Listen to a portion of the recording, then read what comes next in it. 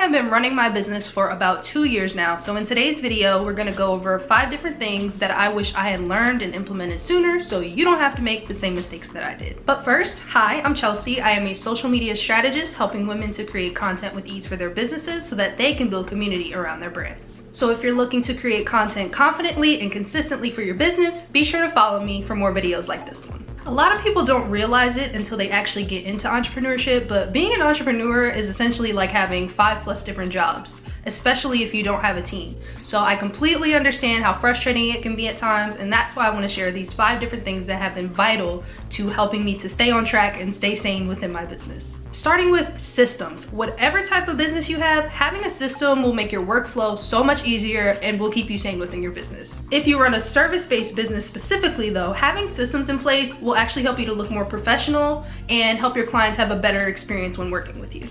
Now, when I started my business, I started as a social media manager and I didn't really have a system for anything. I was just kind of doing the client calls, getting the contracts up and starting. I didn't have an onboarding process for clients. I didn't have a system for how clients would share content with me, nothing. So I just kind of asked for things when I needed them and hope for the best.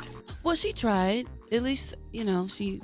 As you can probably guess, this left me pretty stressed out when I wouldn't receive content on time, because I didn't set a deadline, from clients, and generally left me unorganized as far as when I wanted to schedule things out and get things done for my clients. It wasn't until I invested in a short course that brought me through each step of the social media management process, from onboarding a client to getting their content in to scheduling their content weekly, that I really sat down and figured out what worked for me and my schedule so that I could properly set boundaries with clients, make sure expectations were met for when content would get into me, and just generally be more organized on my own end in terms of producing content and scheduling things out. This made me feel a lot better in my business, and when I had my first client go through that entire system, they noted how professional it was, and that's when I knew I really made the right choice with setting up that system. A similar type of resource that became really important for my business was finding good templates. Whether it was for posts, contracts, whatever. Templates have saved me a lot of time on things that my semi-perfectionist self would take days and weeks to do. I know when I first started my business and I was a social media manager, I really enjoyed sitting down and making specific graphics for each post, but over time it became a lot to do with multiple clients, and it just became overwhelming to fit that in throughout my day. So having a template to start with really made a difference in me being able to stick to branding and keep everything in similar formats, but also to just save myself time and energy on creating a new design every time I came up with a post idea. As far as where to get templates, first I would recommend Canva, especially for social media posts. If you don't have it already, please go get it, especially if you don't have the pro version. It's been super helpful for me. I'd also recommend looking into service providers who specialize in the things that you're missing. So for example, when I was looking for contracts, I knew I was not gonna have the money to consult with a lawyer.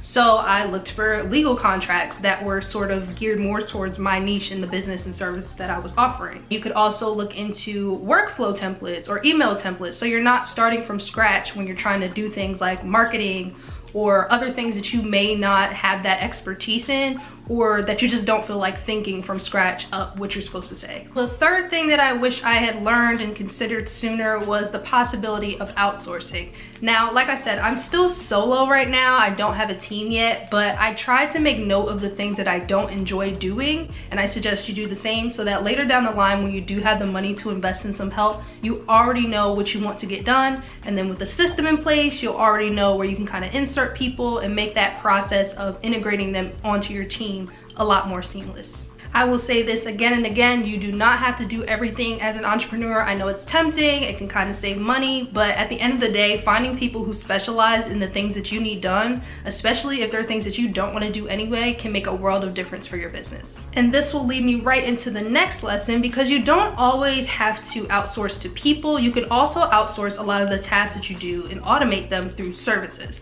So software research was another big thing that I had to learn how to do a little bit better so that I wasn't spending money on things that I didn't need. Again, this is where having a good system in place is super helpful because you can really break down what the different needs of your business are. And then from there, you can start the search process of what softwares you might need that can help you to automate a lot of the tasks in your business. So within this, I also recommend looking for all-in-one sort of deals where you can find them. So where you can combine as many needs within your business into one software as possible, definitely do that. So you won't have to deal with managing different accounts, which can be overwhelming for you as far as keeping up with logins, but also your email inbox because they love to send promotions. It'll generally keep you more sane to have all of those things in one place, and it also can end up helping you save money at times as well. And then also with software research, I recommend talking to other people in your industry, in your niche, if you can, to get their perspectives on different softwares, because everyone has like a different business structure and different goals and things for what they're trying to do, but they can offer like a good insight as to